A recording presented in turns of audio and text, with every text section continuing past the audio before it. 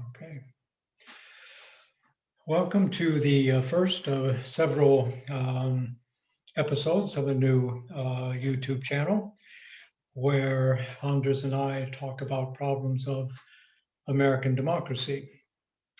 First of all, let's say something about ourselves and why we're doing this, what sort of audience we hope to get, and then we'll proceed to today's main topic, which is the question whether there's been an end to an old situation in the United States and the beginning of something new. I should also mention that today is February 15th, which is actually a federal holiday in the United States. It's called President's Day.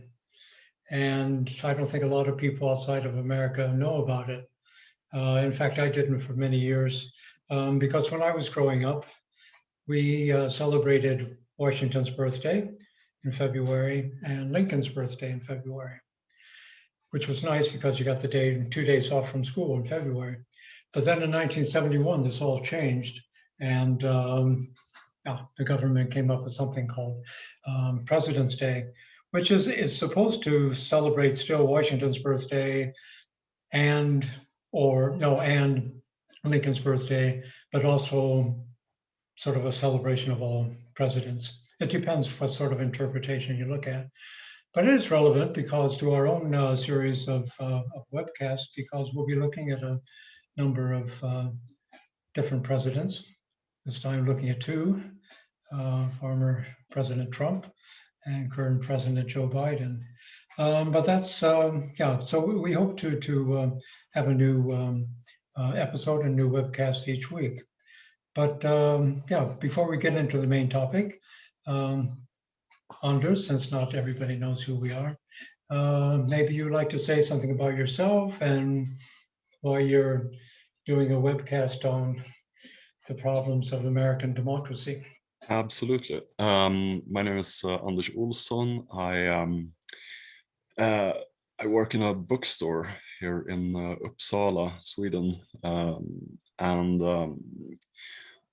the reason we're doing this is we kind of connected at another event, like a philosophy event, and got to talking about this was during the primary, and you and I both huge fans of Senator Bernie Sanders.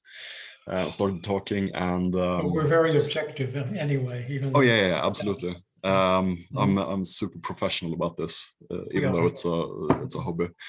No, but we just started talking and decided later on maybe it would be a fun idea to put all those hours and hours of reading about American politics to some use. Here we are. Exactly, and we started off by doing a live stream or webcast. I'm not sure about the terminology. This whole new technology thing is a bit too new for me, but we did something from the bookshop where you work. We did a live stream on what originally was supposed to be in the spring of last year. I think it was supposed to be in April, and then it was because of the pandemic, right? That it was postponed. Exactly. But we managed to do this in July. And then, of course, so many things. We're going to talk in the primary, who might get the nomination for the Democrats and all that. And then by June, I mean, the whole situation, not just regarding the Democratic primaries, but the whole political situation in the United States had changed enormously. Yeah, sadly. But I mean, it's still a relevant subject, and like some people might question the timing in launching something like this at this moment, with the election being over. But what people probably need to realize here in Sweden, especially, is politics continues to happen even between elections, and like especially in the American context, the 2022 election has basically begun already. Exactly. Like and even 20 or even 2024. Oh I yeah, mean, there's this lively discussion who's going to be the Republican, who's going to try to get the nomination for the Republican Party. You know, I mean, always, and again, well, growing up with American politics, maybe people have guessed I'm an American already. I mean, this is one of the fascinating things about American politics. As soon as one period was over, you start talking about the next. But this is even more extreme. I cannot remember a time when, like, even before Trump left office, the people were, oh, this person could run for, you know, or is Trump going to run again and all this? I mean, and again, 2022, even talking about that now, the congressional elections, we're off to the races. And, you know, yeah. maybe we should talk about what's actually going on now and in the recent past. Yeah. Yeah, it's I I feel like it's kind of a natural result of fewer people leading normal lives. Like the uh, crisis continues to like follow crisis, and the stakes feel like they're just getting higher and higher all the time Right. with every consecutive crisis, which I mean, it makes politics more important, like concrete politics, stuff that actually gets done or it doesn't get done. But also, it's uh, when you're looking for some kind of explanation as to why the world is the way it is, Mhm. that's kind of a natural place to turn. And like speaking from experience, once you get into it, you can get kind of addicted to it. It's almost like following sports after a while. Yeah. So it's Yeah, no, I agree. I mean, growing up in America, and I've had that sort of addiction as well. I think I'm sort of over it in a way. But there's something fascinating. There's always been something fascinating about American politics and how it differs from politics in, say, a parliamentary system or a country like Sweden or even Great Britain. It has all these strange rules and practices and so forth, and the whole rhetoric around it and so forth. Which makes it interesting, but I've always, I mean, I grew up with an interest in American politics. But to get back to what you said about crisis, it's interesting because during the fall, when we started thinking more about doing something like this, and it's taken a while to get things operational, and like you said, you know, why do it now? It'd been nice to do it around the election, but I mean, there are other things going on, pandemic-wise, and everything. Plus, it takes time to prepare things. Um, but when I forget exactly when we came up with the name "Problems of American Democracy," but I remember that I thought, well, maybe this is a bit too, I wouldn't say problematic, but maybe a bit too cutting edge. I think originally it was something more neutral. But then, I mean, after the election, oh, it's shaking my computer here. I, I was like, and from November to, I mean, after the election, all the whole thing, no, it didn't take place. Biden didn't win. And then to the attack on the Capitol, I mean, we moved rapidly to, and I think I might have commented in an email that, you know, we should have called this crisis in American democracy. yeah, And I sort of backed away from that because crisis is like all the time, or, you know, it's a really special circumstance.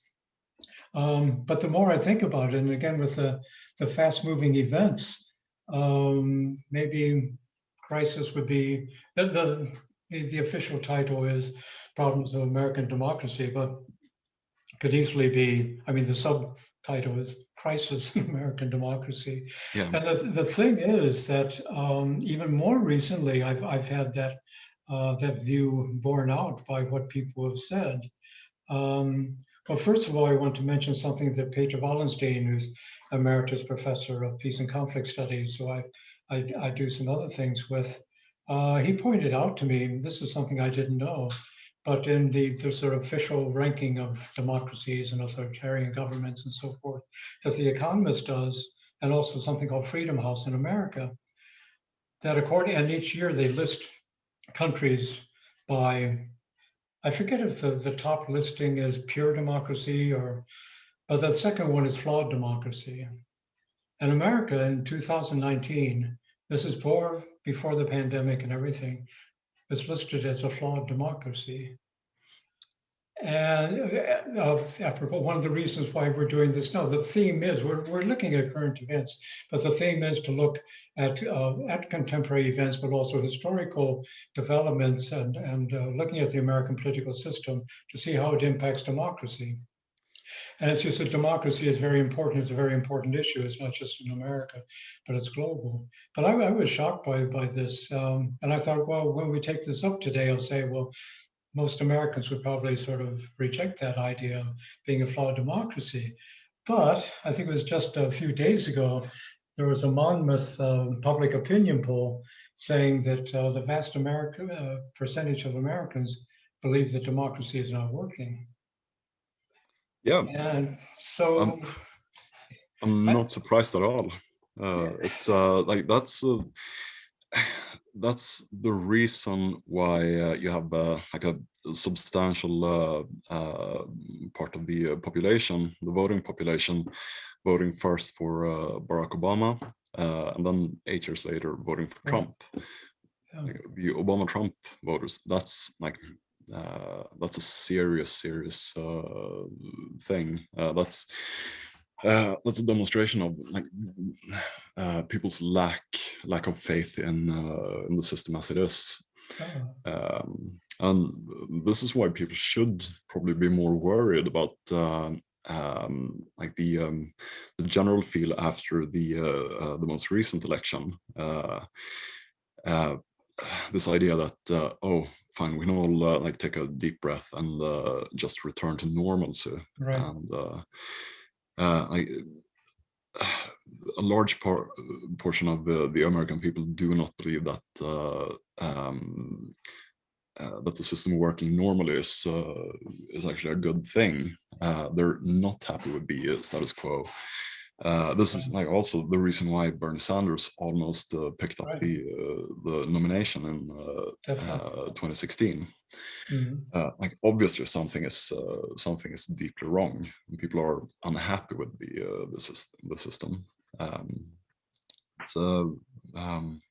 This idea of like some kind of normalcy we can return to. I think that's self-deception on the same level as Trump's "Make America Great Again" idea. It's basically the same thing. It's nostalgia for something that's that maybe never was, and certainly can't be reclaimed or regained.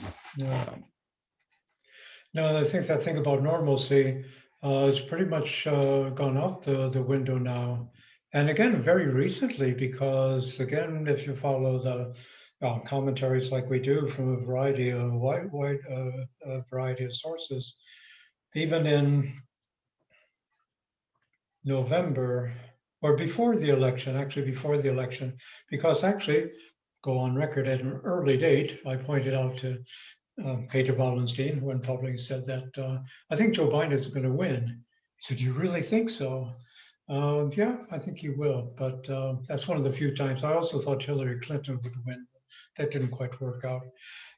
But people were still talking about, especially with Joe Biden. I mean, that was his main calling card, wasn't it, at the time? And when he could put two sentences together, go back to normalcy, whatever that was. And there was a lot of talk about, well, the 50s. I mean, grew up. I was politically interested and active in the 50s. And yeah, it wasn't exactly a great time. But you're looking for something that, people want to have some sort of normalcy, but increasingly in just the past few weeks, I'd say, people, they don't believe in that anymore. There's not going to be normalcy, which doesn't have to be a bad idea, because now I think that people are focused on the problems. I would say not just with certain politicians and how like Trump tried to overturn democracy, but what interests me is the underlying structural problems that exist and what can be done about them. because those are the things that this is also, why, like you said, people, the system doesn't work. We have this strange thing, which on one level doesn't make sense, where somebody votes for Obama, a white small business owner, maybe with a military background, votes for Obama for change, is his big word, and then later on votes for Donald Trump, who stands for something completely opposite, certainly in terms of ethnicity. I think Donald Trump also stood for change, but a different kind of change. But this is also a good illustration of how desperate people are. Even if, for some people, even if they can't understand what, like specifically what type of change is going to come, they're just desperate for things to change any way possible, and they're ready to elect someone who's like, a lot of people who voted for Trump didn't take him seriously at all as a politician. They basically admitted that, yeah, he's a clown, kind of a monstrous clown. But the discontent with business as usual and the status quo runs so deep that that's a problem people are willing to just ignore and deal with at a later time.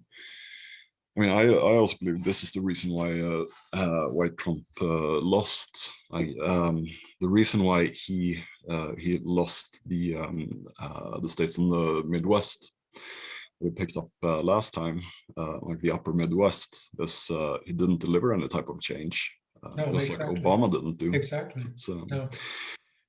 And the problem with this is Joe Biden won the election promising that nothing will fundamentally change, famously in a speech to his donors.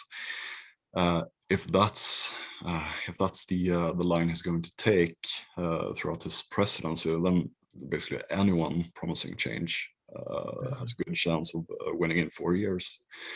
That's not good. I mean, that could lead basically anywhere, unless there's some kind of concerted political effort, some kind of political project pointing towards something positive, right. Some kind of some kind of preferably progressive force working to actually better people's lives and giving people hope in a better future. Then I can see nothing but further disaster down the road. Every 4 years we're gonna elect like a crazy fascist, and then 4 years of normalcy in between, probably. It's not a far-fetched scenario. I remember when we did the live stream from the English bookshop that you identified more as the reason we're doing the two of us, we have different backgrounds and there's different age and all the rest of it, but a shared passionate interest in American politics. But you identified more as a cynic, and I'm known more for a utopian because that's my main field of research. But every once in a while I find myself definitely going down to a cynic and dystopian and everything. You sounded a bit more optimistic, but maybe this is you and you're more cynical. But I think, cynical or realistic, but it's a possible scenario, definitely. And that's a really scary one. Yeah. One thing about Biden I thought was interesting, you really had two different messages. And this also sums up the problem of the establishment within the Democratic Party, which is, totally dependent on its big donors and everything. And that was, to the donors, everything's going to stay the same. But then to the American people, where maybe it wasn't so much him, but people around him say he's going to be the next FDR. He's going to have radical change and all this sort of stuff. He's going to listen to progressives. I mean, nobody, at least on the progressive side, believed in that. But there were these two different messages, which I thought was quite interesting. And again, maybe it wasn't so much him, but the discussion around him. But going back to what you said about something, credible change, this was the advantage, or the strong point of Bernie Sanders, not just because we happen to support him, but I mean, he got people's enthusiasm, just like Obama, but he actually had economic policies which he had been advocating for like 30 years.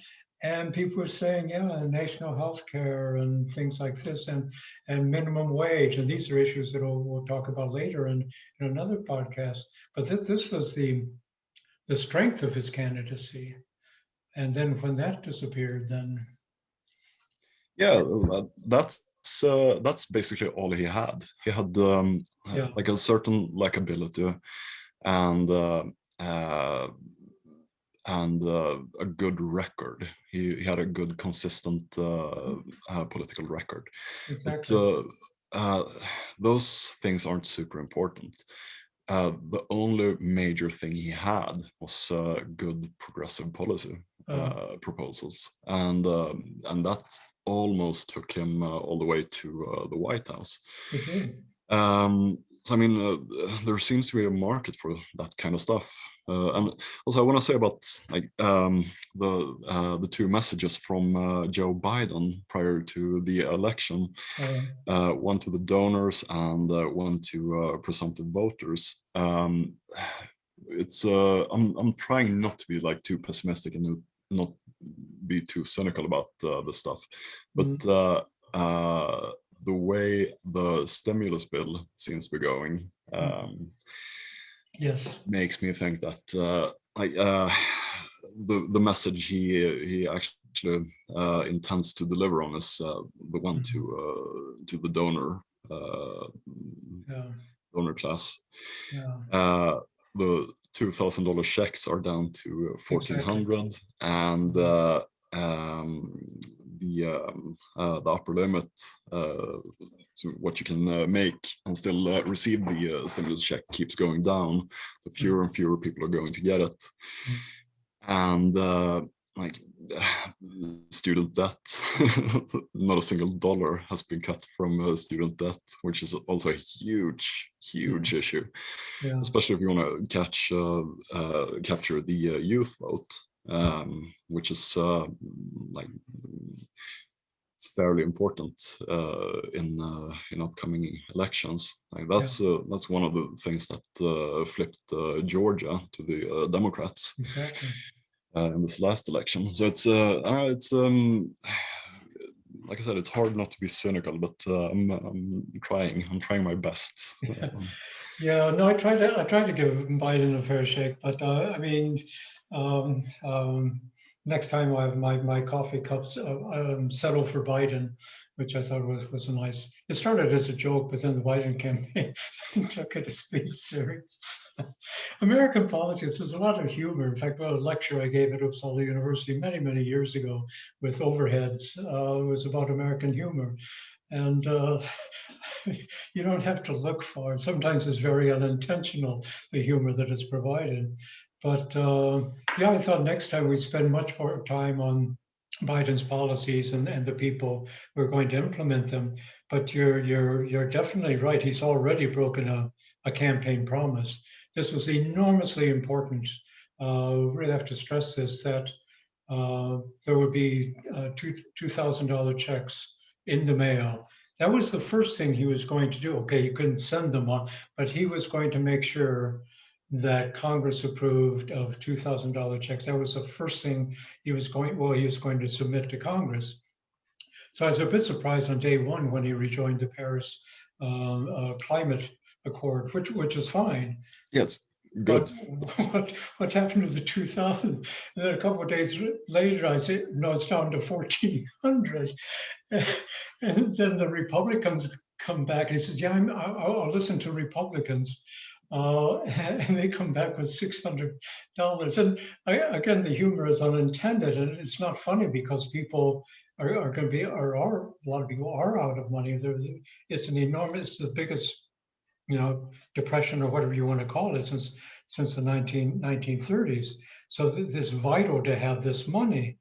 But it says again something about the establishment Democratic Party, that they have this weird inability to be able to negotiate from a position of strength. I mean, I begin to wonder, how many trade unionists, of course, trade unions are, it's like 10% of the population, if even that.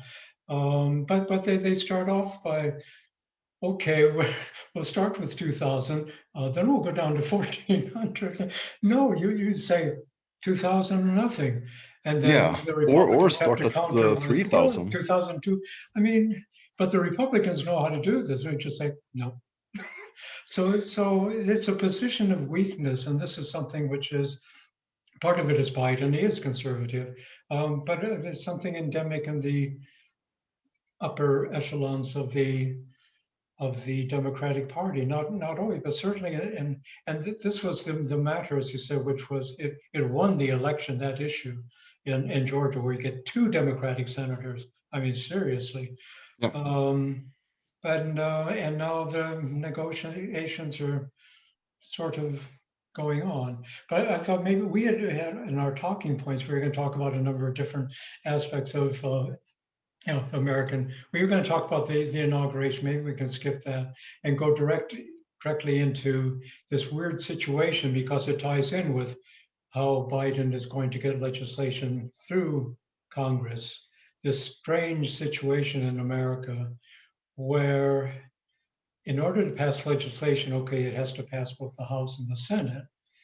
In the House, it passes by, if you get more than 50% of the votes, it passes. It's like in an election, although not an American presidential election, the person who gets the most votes wins.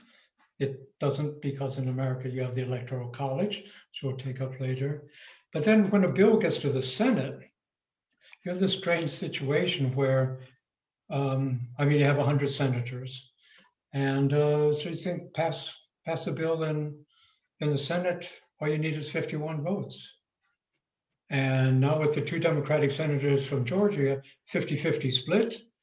But then the way the Constitution works in the United States, the vice president, who happens to be the president pro tempore of the Senate, has the deciding vote in a tie. 51 votes, no problem. But in a normal functioning parliamentary system, this would work. But in the Senate, you have to have not 51 votes, but 60, which is quite amazing. I don't know, what do you think about that? I mean, now it's been going on for so long. It's even taken me by surprise. It was a number of years ago when I realized this has become a permanent thing. And now people just take it as being something accepted. In fact, I even saw a clip from CBS News that it's in the Constitution. It's not in the Constitution. It has nothing to do with the Constitution. So that's one of the things that drives me absolutely crazy about this. A lot of people have this weird idea that the filibuster is a constitutional thing. But it's not. It's in the Senate rules. And you can change it at any time. After any election, you can change it via a simple majority vote in the Senate. Just do it. And this, speaking of the lack of sincerity and the lack of conviction in the Democratic Party, the fact that they haven't gotten rid of the filibuster, that's just that's absolute proof that they are not serious about confronting the Republicans. When it comes to policy. They're not terribly adverse to creating drama. like Nancy Pelosi yelling at Mitch McConnell and stuff like that in front of TV cameras, but like actually exercising power, and especially like we're in the same situation as after the 2008 election. They control all both chambers of Congress and the presidency. They actually have a chance to do something to get stuff through, but that requires actually challenging intransigent Republicans, and they're just not. They don't want to do it. It's easy also to like be cynical about the possible reasons why they don't want to do it, but that's less interesting. Like the main problem we're focusing on right now is like the filibuster and like what it is and why it is. Do you know anything about the history of the filibuster? Oh, yeah, yes, I'm glad you asked me. I know a lot about the history of the filibuster. One thing that irritated me, I've heard on a number of different news sites that people talk about the filibuster. Well, first of all, there's the obvious mistake that it's in the Constitution. It's not, no, so forget about that. But a more understandable mistake is they say, well, the word comes from French or Spanish, primarily Spanish. Now I have it written down. Filibustero. I used to speak Spanish at one point in my life. It has an interesting history, and we really don't know exactly when it began. But most recent scholarship points to a person called Aaron Burr, who in American history is one of the most hated people. I grew up, I always felt sorry for Aaron Burr. The reason people hated him was because he killed Alexander Hamilton in a duel. And Hamilton, who started the First National Bank and one of the architects of the Constitution, he was the good guy. Although at the time I was much more into states' rights, although, you know, and I'd say I don't like Hamilton, although I understood why he had to create a, you know, more unified country. And then also this whole thing about the play Hamilton, and he's elevated to this great national hero, which does not really sort of correspond to history. Also, he could have gotten out of the duel. He was quite a hothead, actually. He was involved in 7 affairs of honor, and yeah, he was shot. He was tragic. He died. But Aaron Burr, in the early days, around 1805, and people have to keep in mind that the Senate was a much smaller body at that time. It's a small elite group of white men, you know, but a small group and manageable. It wasn't 100 people. But anyway, he saw that there was something in the rules that you had to stop a discussion or, you know, debate in the Senate. And he said, well, we really don't need that. And say, yeah, we'll take it away. And then nothing happened for years and years and years and years. How the word filibuster actually got into this, I'm not quite sure, but it means originally in Spanish, it means a pirate. Or in an English context, like a privateer, like Sir Francis Drake was, who went off and, you know, robbed the Spanish ships for Queen Elizabeth, but he wasn't a government employee, so she had perfect deniability. But he was a Spanish pirate. But then in the 19th century, and this is long before it comes into the Senate, a filibuster was a person, a passionate American patriot who wanted to invade countries in Latin America, and especially Cuba, which is interesting because from the early days of the American Republic, people were advocating taking over Cuba. And they even advanced geographical reasons that Cuba was part of the United States, even though it wasn't actually part of the United States. But there were a number of these ventures that took place, and the people who took part of them, mainly volunteers from all places, Kentucky, where my father was born. I mean, what does Kentucky have to do with, you know, slave economy and things like that? But they wanted to spread American democracy. But the Americans who tried to invade Cuba, 3 times, I think, unsuccessfully, were called, pirates and filibusteros. So somehow later in the 19th century, this was applied when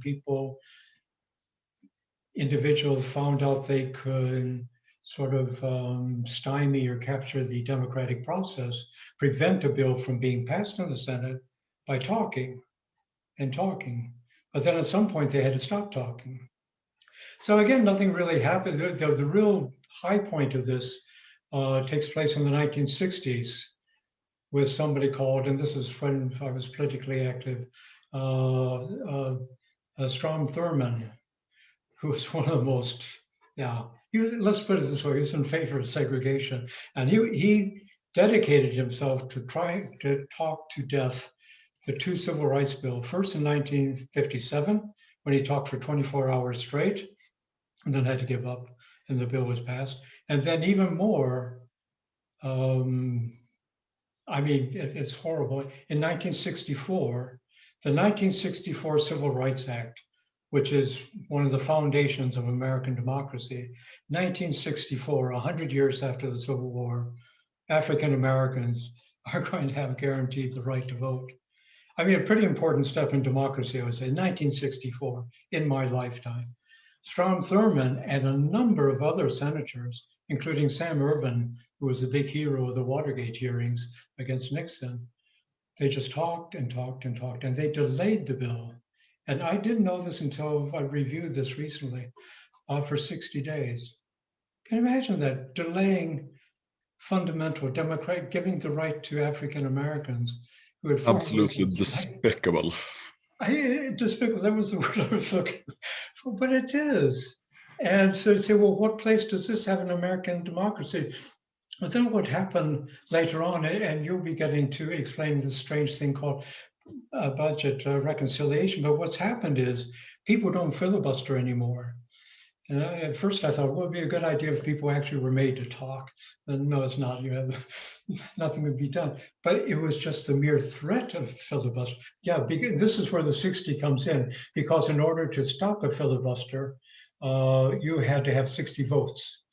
And then that would end the filibuster. Then you could pass the legislation, which was going to pass anyway. But now, and I don't know when this really morphed into this situation where you don't actually try to talk. You don't have to talk for 24 hours like Strom Thurmond. Just say, we're going to have a filibuster.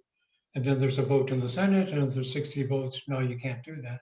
But now this has become, and then another step, it is now the norm for passing legislation in the Senate. And it's undemocratic. It does not make sense. But that's the history of it.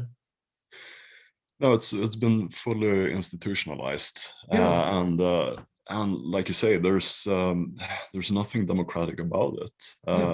It's like I have a huge problem with the two-chamber system in itself. I think that in itself is quite undemocratic, especially like when you have a system where like Wyoming, which has like 500,000 people living in it, getting as many senators as California, which is like close to 100 times bigger. Like that doesn't seem terribly democratic to me.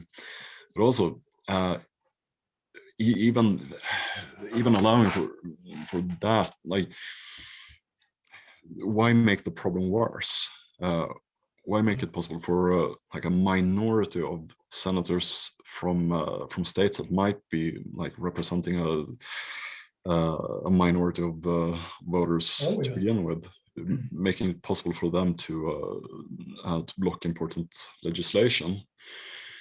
And when you have one party that's basically entirely dedicated to stymieing the efforts of the other, like the Republican Party during the Obama years, their stated mission, Mitch McConnell's stated mission, was to just prevent anything from being done at all.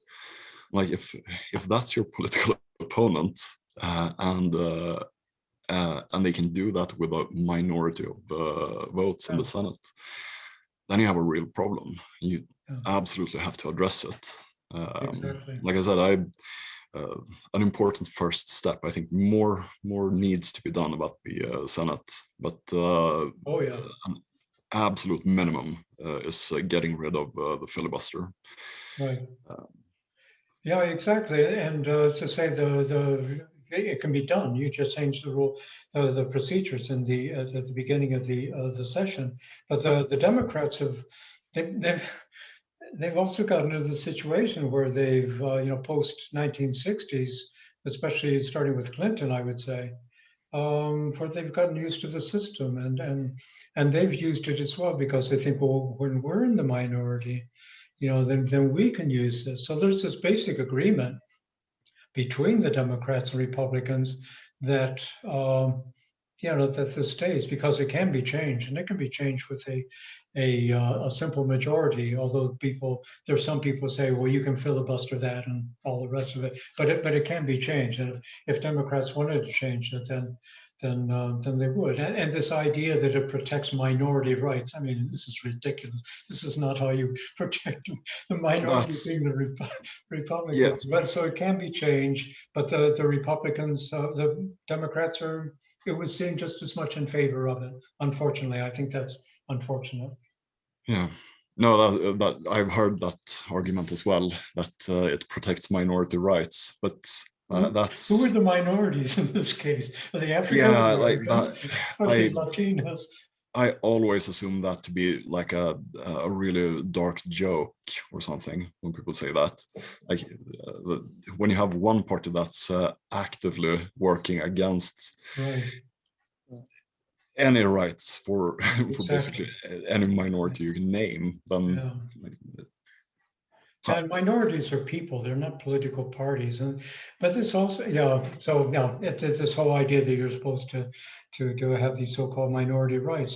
But then another problem that exists, so when you institutionalize the 60 vote thing, is that somehow you have to find a way around it in order to get a certain amount of things done. And there's two ways that have been invented. One is the so-called nuclear option, which means that quite rightly, for presidential appointments and to appointments to the Supreme Court, it only, you don't need to have the 60 votes.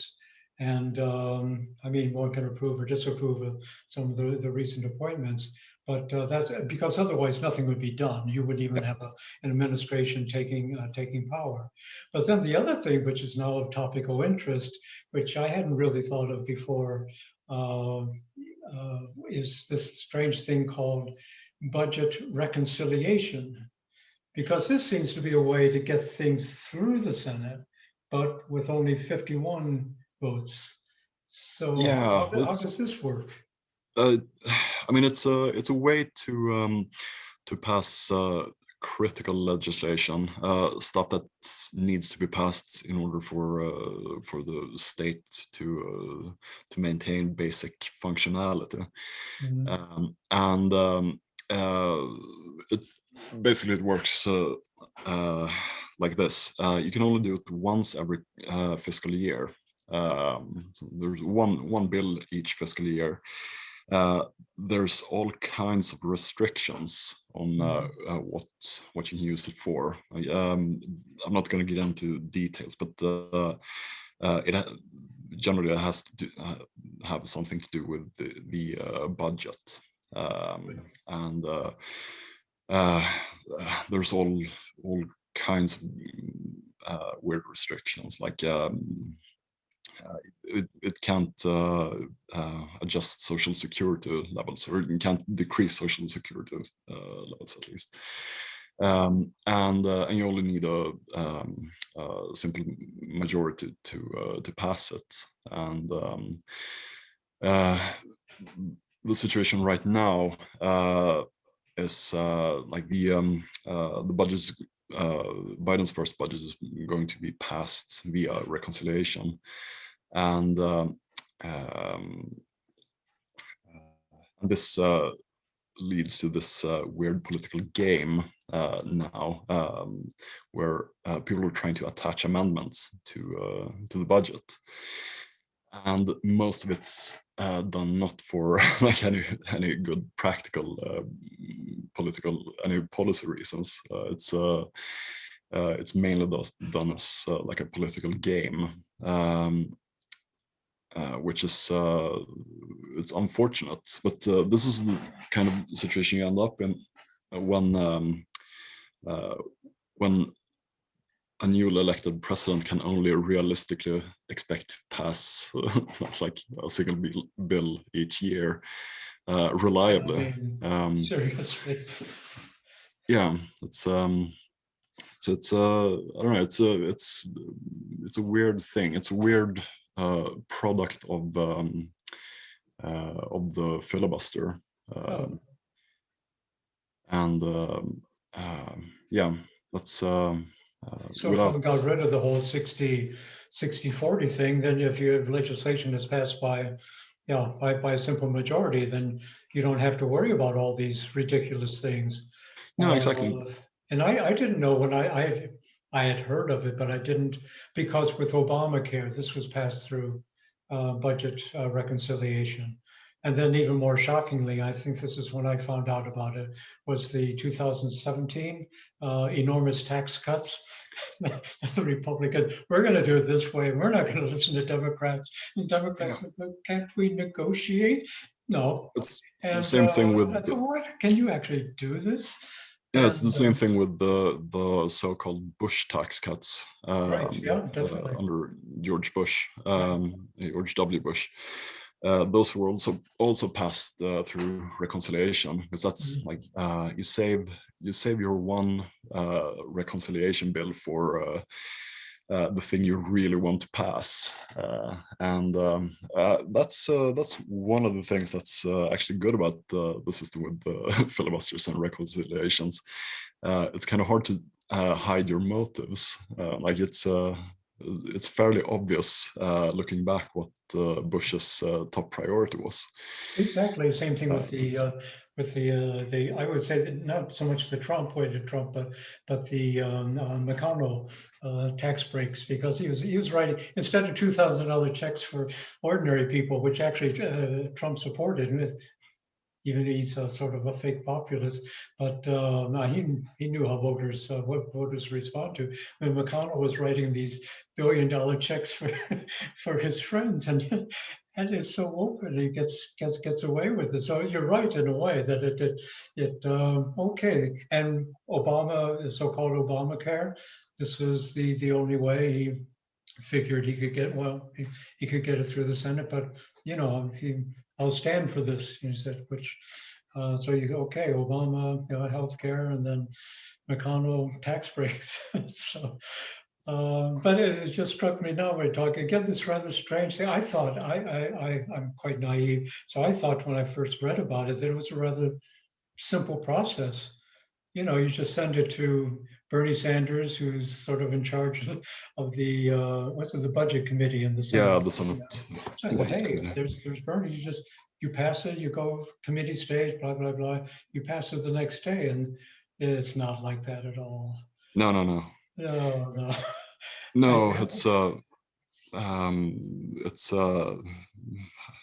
first word that came to my mind is it's infested with amendments. At the moment. There's a name for it. There's a name for this process where you add all the amendments. One learned so much from this thing called the internet. Ryan Grimm, a Washington correspondent, he was interviewed on a program, and he was talking about this and how complicated and time-consuming it was. And he talked about this. First, you have a sort of a free-for-all of amendments, and they all come from the Republicans, basically. I think they had 100 amendments. Even in normal legislation, which can have way too many amendments that have nothing to do with the law, this is just ridiculous. But it's actually called something, this process is called a vote-a-rama. And it is, American politics is a form of spectacle, but this is, which I can enjoy in the best of circumstances. This is just taking it too far. And some of the amendments, you read them, and they have nothing to do with anything. And it's just, in a way, and it's just struck me when you were explaining this, in a way, it takes the place on a mini level of the filibuster. because you're just delaying time. And I mean, now when you need these, it's not 2014 or 600 or whatever checks, they're not going to get out to people in time anyway. Even if Biden had started on day one, which he should have anyway. But you're taking up time with senseless, it's just delaying tactics. And you know, as the Republican Party, you're going to lose it, although you don't know.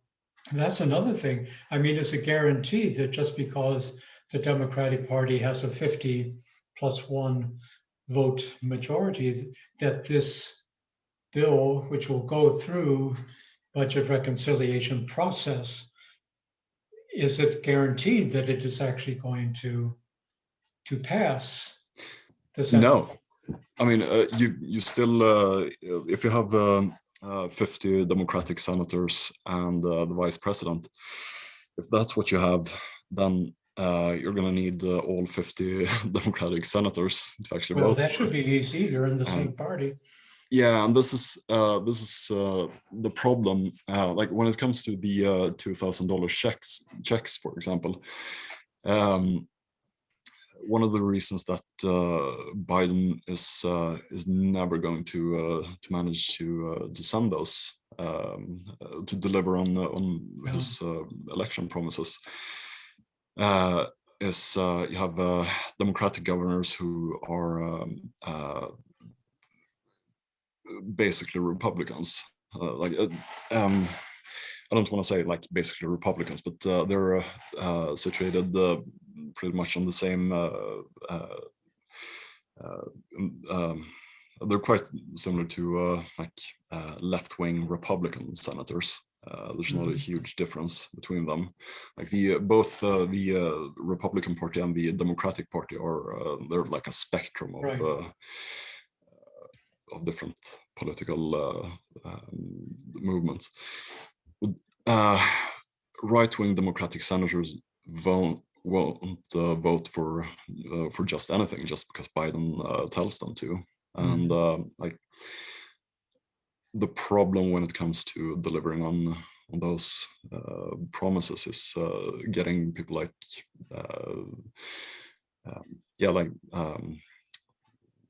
right-wing Democratic senators to actually like go along with the program. And there's one, I mean, for West Virginia, was it Joe Manchin? Yeah. I was a you could say fiscally conservative Democrat, even though the majority of people in West Virginia, and in fact, the governor has appealed directly to Manchin. You vote for 2,000, we need the money. I studied the governor who's a went Republican. to college in West Virginia, so I know, and my dad comes from Appalachia. But yeah, it's so passive, but Joe Manchin. So that's one senator. In fact, and he's not the only one, but the attention is focused on him. But if he says, nope, I'm not going to vote for it, well, there goes the 51 vote. Well, yeah, there goes the majority vote. So all this entire process could go on. Hopefully it won't. I think I'm being an optimist now. I think it's going to pass. Although the $2,000, I think no, it's not going to happen. And it's really sad, but I mean, yeah, something will be passed. Yeah, there is going to be a budget, but people are not going to get what they want. Like the American voter is not going to get Exactly. what was I mean, who benefits promised. from all this? And this is a basic question for democracy: does this benefit the people, or does it benefit different people who have elected office? And I think it's a pretty clear example, and it's certainly not the only one, where people in power, people in elected positions who are supposed to serve the public they're the ones who benefit, but not the people themselves. And when that happens on a large scale basis, then something must be wrong somewhere. Yeah, when it keeps happening every 4 years as Exactly. well. People can only take so much disappointment before they give up hope. But then you get into the cycle of, okay, change, and there's always, going back, at least in modern history, it's always something new. And the new candidate, I'm not from Washington, even though like Joe Biden, he's part of Washington, but everybody is sort of an outsider. Everything is a new start. And that can be problematic when there's no sort of continuity and providing for the needs of the people. Not quite sure how to rectify that, but it seems to be a pattern in in American politics. I noticed we've been talking for a long time, which I think is really great. But maybe we could sort of wrap things up Yeah. and talk about this issue about it. How important is there a new beginning? Has there been an end, and is there a new beginning in American politics, or how do you look at the current political situation? What I I don't know.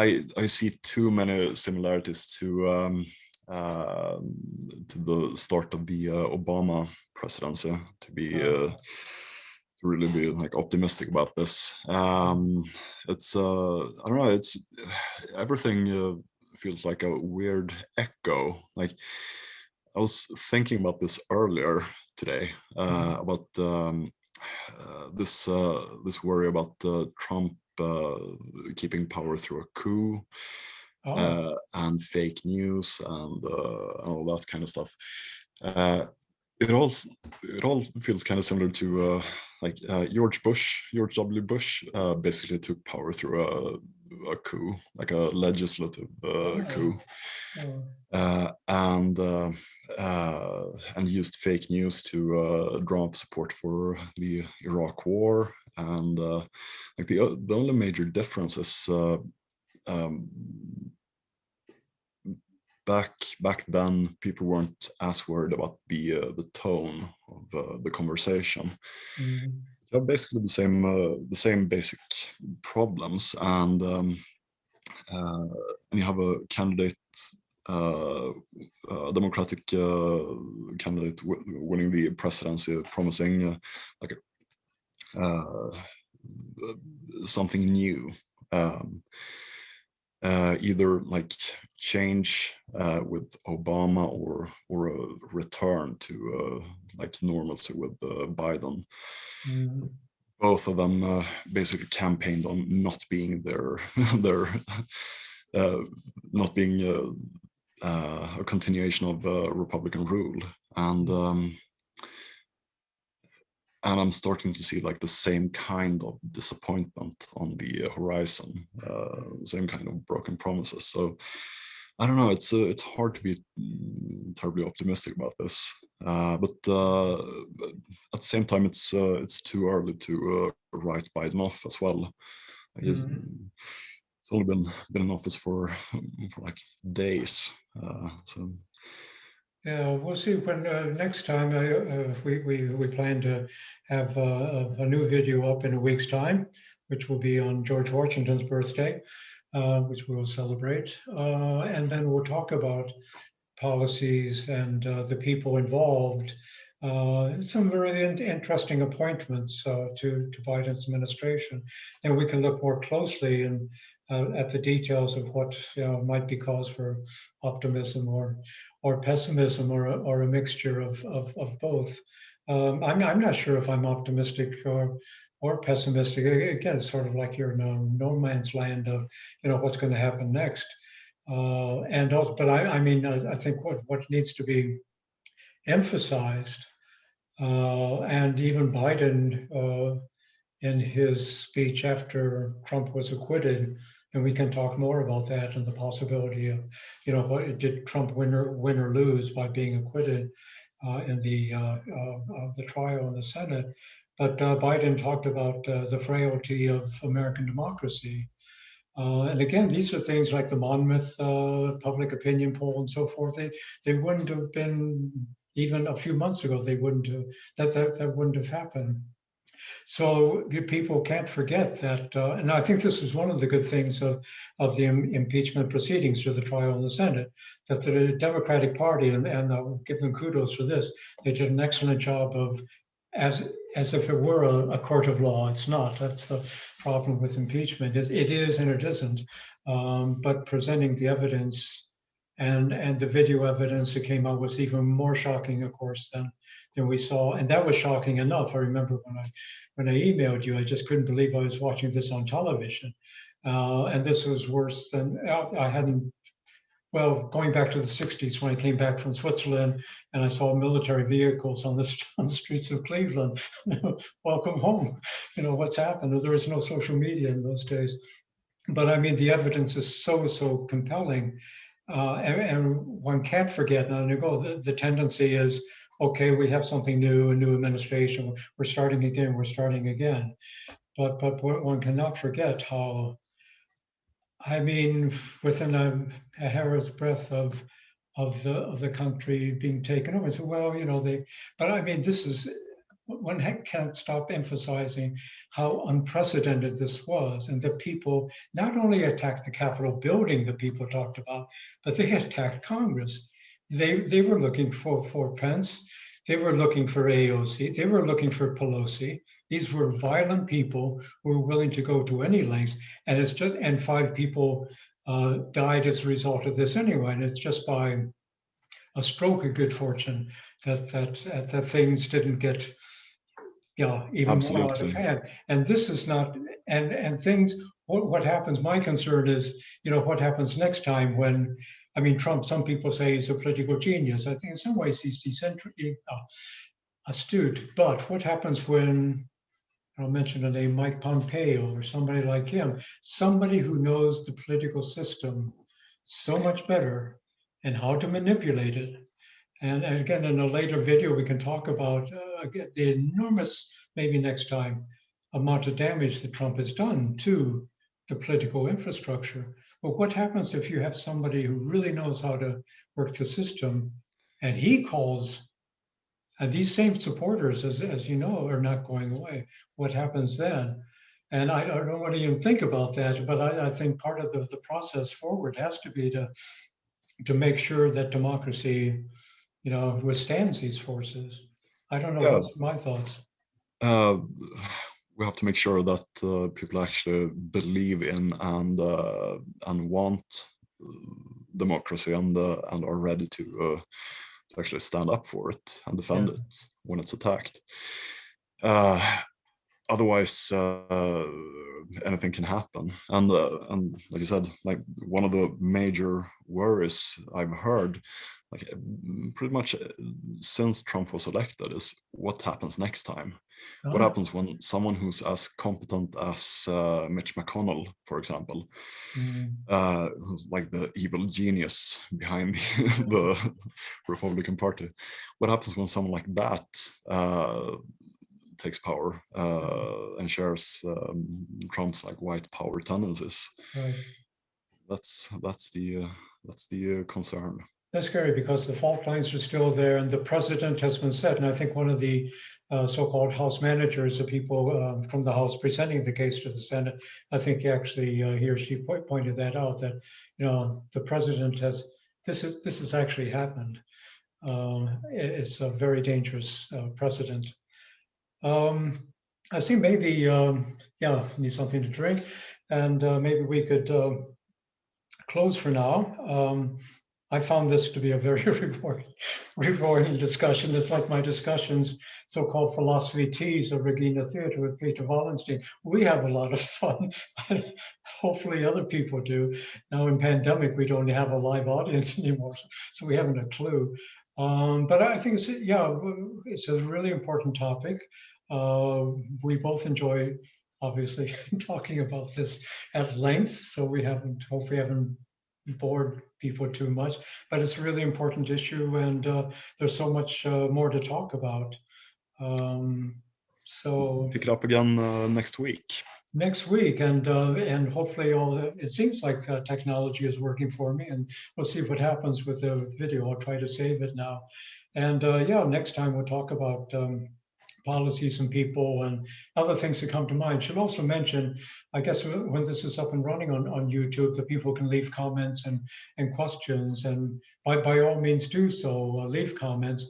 If there's certain topics you think we should take up, by all means mention that. And even if you have really simple questions about the American political system, like what is the Senate or who is the president? I mean, ask these questions because as you said much earlier, we tend to do these things like every 4 years. And I found myself as a teacher, okay, here we go again. I mean, I thought it was fun, but everybody forgets in the meantime.